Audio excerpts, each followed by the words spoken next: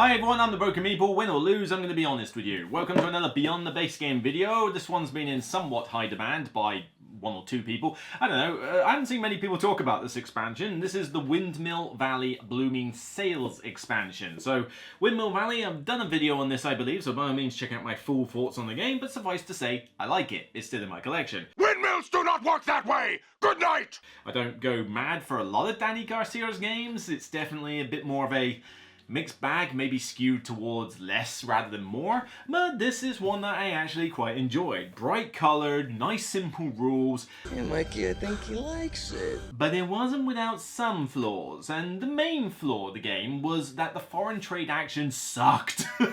It really did. I mean, it was a minor action in the game, so I kind of just ignored it for the most part and focused on other stuff, but yeah, it's a problem. The foreign trade action in that game is just not interesting. It's not even that lucrative at times. Occasionally I might use it, but for the most part I'll find another way. What the whole point of Blooming Sales is, though, is to fix that entirely. To completely revamp how the foreign trade action works, introduce a bit more interesting gameplay for it, more opportunities for scoring, more bonuses, and just generally, change how that action works so that it's a more interesting part of the game.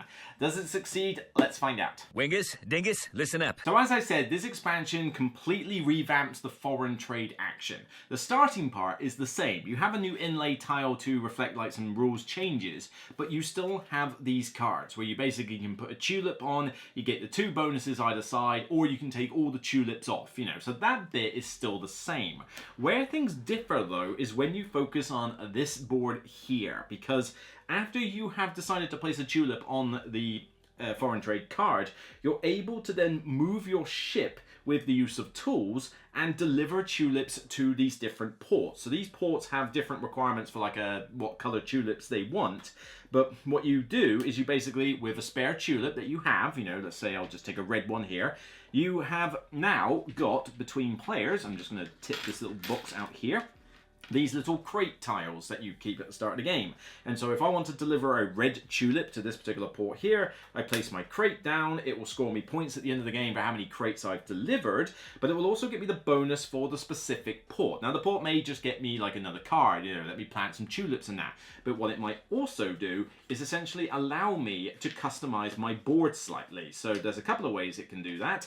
You have tiles that can customize how many points you score for your rows and columns, so that's a nice little neat bit there. You can also gain double tulip tiles, which effectively plant on your board and cover up, well, you've guessed it, 2 spaces, so it's basically getting 2 tulips for nothing effectively.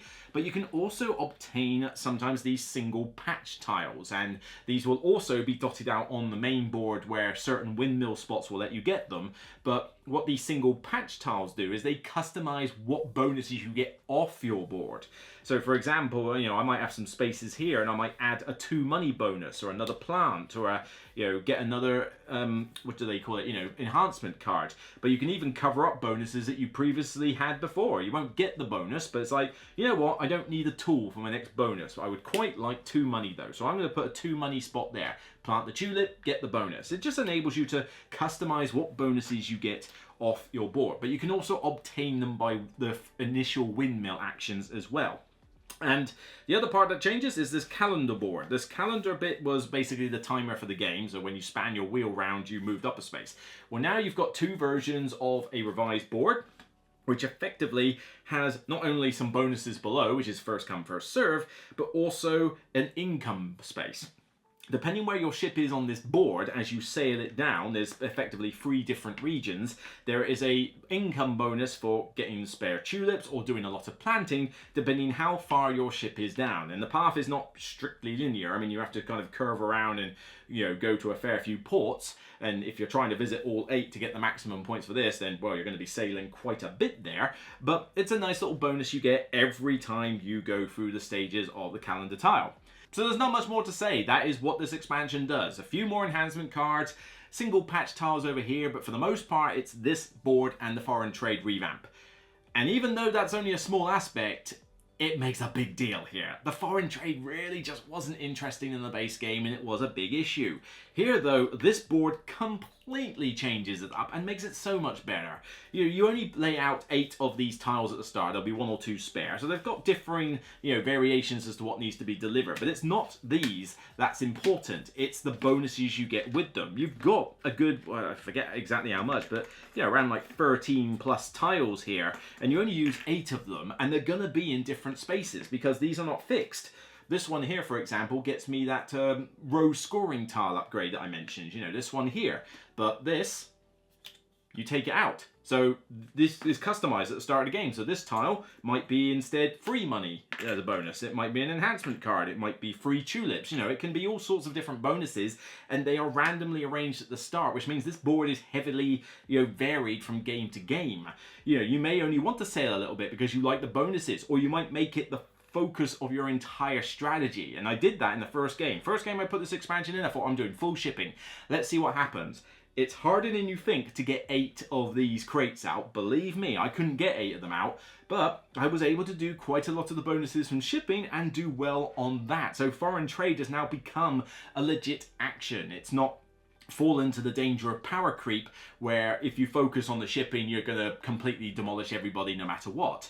I suspect it's worth doing a little bit of the shipping area so that you can't just ignore it completely entirely. I think you should at least do a little bit of it, but it doesn't have to be the focus of your game. You could ignore it entirely if you want to and just focus on windmills and planting, just like you did in the base game. But I like the fact that you now have the situation where on your cogwheel of actions, the foreign trade doesn't feel like one you just automatically skip. Now it's like, you know what? Yeah, foreign trade, I'll get those bonuses, and then I can sail to this one. I've got a spare violet tulip sitting around here, so let's deliver it. Oh, cool, I get another extra action wheel thing, so that's actually not too bad. And this sort of thing elevates the action so much, and it kind of makes this expansion, I would say, borderline essential. Everything it does for this action is an improvement. None of it is bad. It's all good. I like the fact that you've got different things here. I mean, you won't even necessarily have the ability to get both of these enhancements to your main board in the game. There's 2 bonuses that reflect to these. If they're not in the game, they don't turn up. But if they do, you've got something else you could do. And if you're planning to plant a lot of tulips in the various rows for bonuses, then you might do enough shipping so that you can grab this tile and make the points more lucrative. Definitely worth it. So it just adds that little bit of extra variety and improves an action that was previously essentially defunct. The double tulip tiles, they're great, for speedy completion of a board. You don't get many of them, but it's nice to get 1 or 2 of those. The customizing with the single patch tiles, that can be pretty cool, especially if you're doing a lot of windmill actions. You might get quite a few of those, and again, bonuses, it's all good, it's all positive. And if you want to focus on the shipping for the scoring, well, then you can, do so. It's good that there's another use for the tools as well, because sometimes in the base game I found that if you end up with so many tools, you don't know what to do with them, because it's not often you need to spin the wheel that much, especially when you can juggle around the water level. Well, now the tools can be spent on moving your ship from port to port. So tools never feel redundant anymore or never feel useless. It's like, well, I don't need to do much with my action wheel. Well, I might as well move the ship fast, because if I go all the way down, my income bonus is better. Even if I do no deliveries whatsoever, that in itself is a plus. But maybe the tiles I want or the bonuses I want are at the bottom of the board, in which case I better sail down there post haste. It just does a good job of making it a lot more interesting. Not a lot to say else. It doesn't add to the time length. I mean, apart from adding a little bit more on the teach, obviously. It doesn't make the game longer. Yes, this action will take a little bit more time, but not drastically, and you could be ignoring it. So I never found that the game went on too long as a result. It doesn't really add that much complexity to the game. If you can understand this, you can understand this, fine. It's good enough to just throw into a normal game of this. I don't see why you would remove this expansion and teach a lesser version of the action to new players. You want to get people interested in the game. Why would you teach them a subpar version when this is just infinitely better in every way? It's small. It's not the cheapest expansion in the world. I think it was in the mid-20s or something, although, it's not too bad. If you've got the folded space insert like I have, you'll notice I've got the UV printed version here. It will fit the expansion in as well, so you should, even without the insert, you should have no trouble getting all the components to this into the box, so you don't need to have this as a secondary thing, so that's all good. It's exactly what an expansion should do for a game. Fix the problems, not add too much complexity, add a bit more variety, and there you go. That's all you need to do. Oh, and be like easy to teach and incorporate. It, you know, especially for like new players where you can just throw it straight in. If you tick all those boxes, you have a fantastic expansion. And that's what this is. It's a fantastic expansion. If you have Windmill Valley, you're doing yourself a disservice by not buying this. You know, the game is not broken if you don't have it. So, okay, it's not like if you buy the game, you must, at all costs, buy the expansion. No.